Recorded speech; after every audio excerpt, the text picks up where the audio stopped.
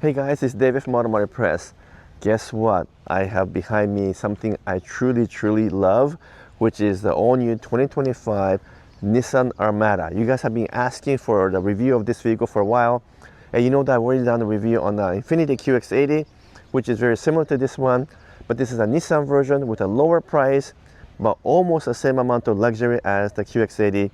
So I'm honestly shocked at how good this thing is, to the point where I'm asking myself, is this too good to be true? Well, in fact, I'm going to give you 10 reasons why I love the 2025 Nissan Armada. Let's go.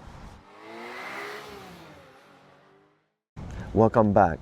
So you know how much I love body-on-the-frame, truck-based SUVs such as this one right here, and you know how picky I am when it comes to evaluating the likes of Toyota Sequoia, GX, Land Cruiser, 4Runner, you name it. There's lots of SUVs that are body-on-the-frame that I really like, but also I can be quite picky and critical about those vehicles at the same time. So you know that vehicle has to be really good to impress me, which is the case with this 2025 Nissan Armada. Again, almost identical to the Infiniti QX80, just at a lower price point. So again, let me give you 10 reasons why I love the Armada. In fact, I think it's almost too good to be true, if it's possible to say such a statement. Anyway, this is built in Japan at the Kyushu plant, which is way far south in Japan. It's the same factory as the QX80. Obviously, they're both built in the same line. So let's see if it meets my expectation for a good quality. Again, my kind of benchmark is whether it's as good as the Tahara built Lexus GX, Land Cruisers, and so forth. They're all built in Japan as well. And so far, based on my audit, it looks really good. 3mm there, 2.9mm here. And it's really difficult to get these curvature right. This is kind of like a bent this way, but also coming this way. Now they did that to give you a clean design here, so you don't see any seams or gaps on the front fender. So when you look at it from the side, you just see one panel. That's why they did that. Anyway, the gap here is 3.2mm. A clever design here, looks like a Range Rover. And then between front door and rear door is also 3mm and 3mm again. So in terms of gap and alignments, right up there with actually Lexus GX level from Tahara plant. Better than Lexus LX, which might surprise you because Lexus LX is actually built in Yoshiwara plant in Japan, which is a different factory from Tahara. It's a little bit more of a manual hand building type factory, and because of that, their gap's a little bit wider actually. So this is fantastic in terms of alignment. Everything lines up, although I did notice just a minor defect here in the fuel cap. You can see it's sticking out a little bit on the end here, but that just could be a simple defect when they were installing this fuel cap, and it could be something that can be fixed very quickly, so I'm not too worried about that. But what about the paint quality? Well, again, I'm kind of shocked at the level of paint quality, like the actual finish, the amount of flakes you see in this metallic paint. Just gorgeous paint. What about the thickness? Well, let's take a look at that. 146 microns, so actually quite a bit thicker than even Lexus model. 115, that's about the same as most Lexus or Toyota models. 132, again, a little bit thicker, and one more, 122. So I would say the paint is a little bit thicker than your typical Toyota products, so thicker than, let's say, Toyota Sequoia, and about the same as Lexus paint thickness. So I think the clear coat is a little bit thicker than what you might find in a typical mainstream brand, and actually thicker than most of the Toyota products we see, which are between 100 to 120 microns. So good for Nissan to have the same level of paint quality and same level of paint thickness as the QX80. So essentially what you're getting is a QX80 vehicle but at a Nissan price, but the quality of the body, of the paint and everything is identical to QX80, so it's a bit of an extra bonus.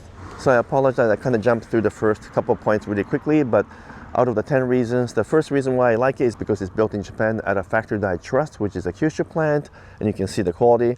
Second reason is the exterior quality, both in terms of the panel fit, alignment, and the paint job is right up there with some of the best from Japan. So those are the first two things I love about the Armada. The third reason why I really do like this vehicle is also because of interior quality. Let's hop in and take a look.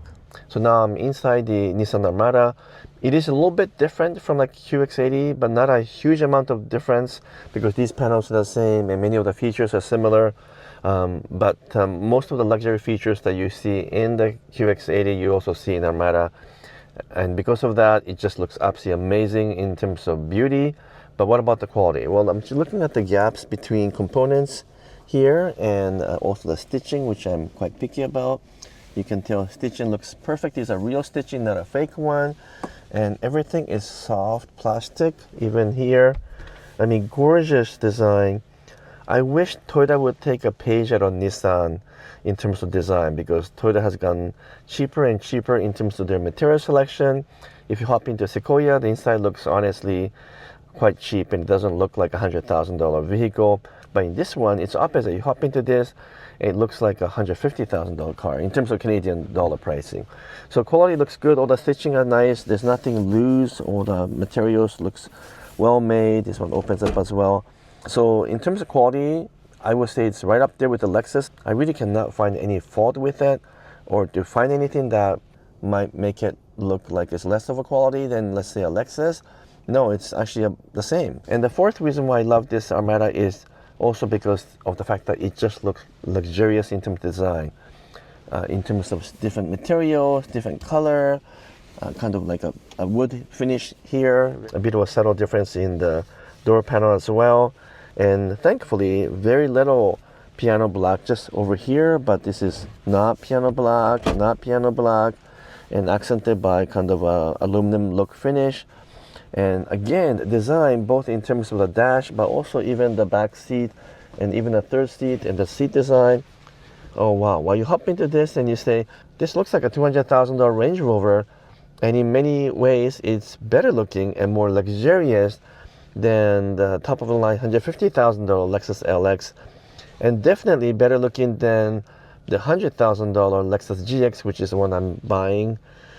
Although it makes me think whether I should buy this instead. And if you compare it to the $95,000 Toyota Sequoia, which is identical in terms of pricing with this one, there's no comparison. This just looks 2 or 3 steps above the Sequoia. So again, you know, beautiful trucks by Toyota in terms of Sequoia, in terms of Land Cruiser, even the GX and even the LX, but they just don't seem to want to bring the luxury level up as many brands have, and that is always a surprise to me. Anyhow, I love the interior, I love the interior design. Now, the fifth point I want to talk about is the fact that this is body-on-the-frame truck-based SUV, so don't forget that it's not unitized body. And I'll take you for a drive now and I'll explain to you on the road, but the amazing thing about the Armada and of course the corresponding QX80 is that they feel like a unitized body. So they feel like a car-based SUV because they're smooth, refined, you don't feel the bumpy feel on the road, but it is body on frame or truck-based SUV, much like a Sequoia or a Land Cruiser or 4Runner or any of those Toyota models. So even though this is a body on the frame truck-based SUV, it is just as smooth as a unitized body or car-based SUV, which is really hard to achieve. But again, I'll talk about that when I get onto the car. But the fact that this is a body on the frame truck-based SUV is attractive to me because I always prefer truck-based SUV just because they're more rugged and they have better capability as an off-roader. Okay, so I'm now on the road with Nissan Armada, and you know what?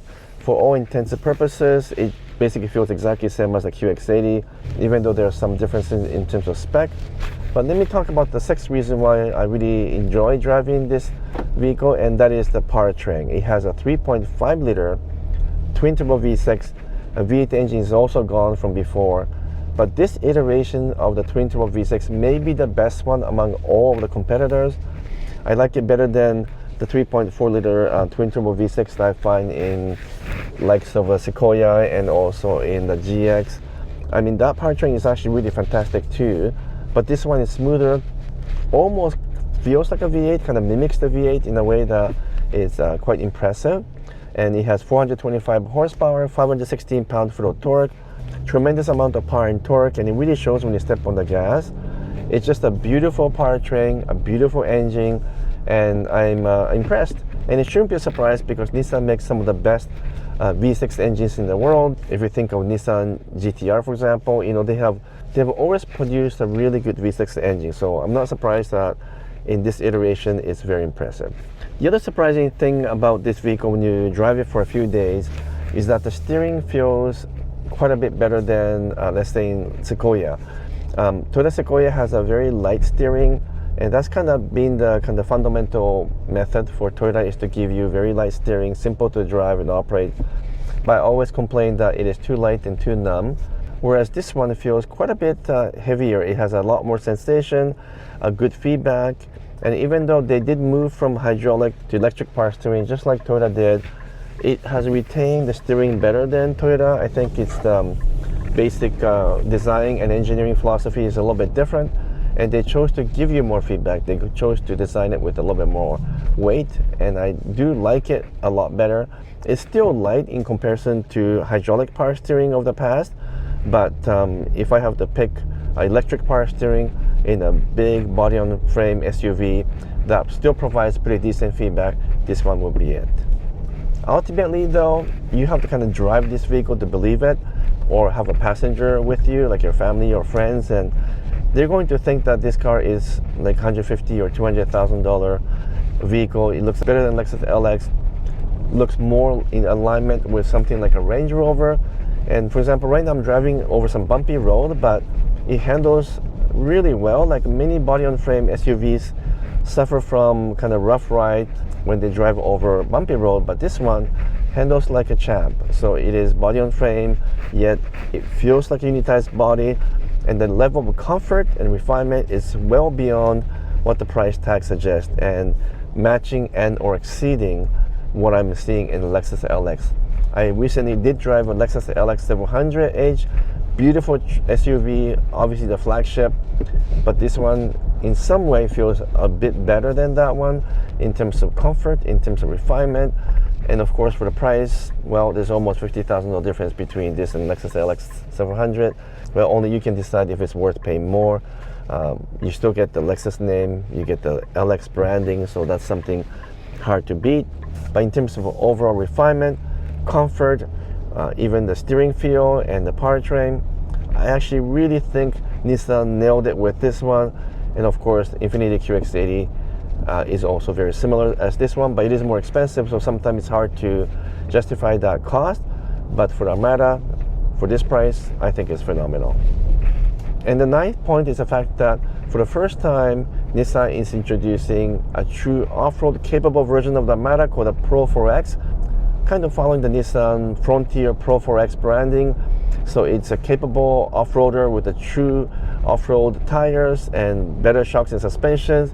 The whole vehicle is designed to give you the capability that maybe didn't exist before, and competes directly with the Toyota Sequoia TRD Pro. Now, I haven't had a chance to drive the Pro 4X yet, so I'm going to have to reserve judgment until I have that chance.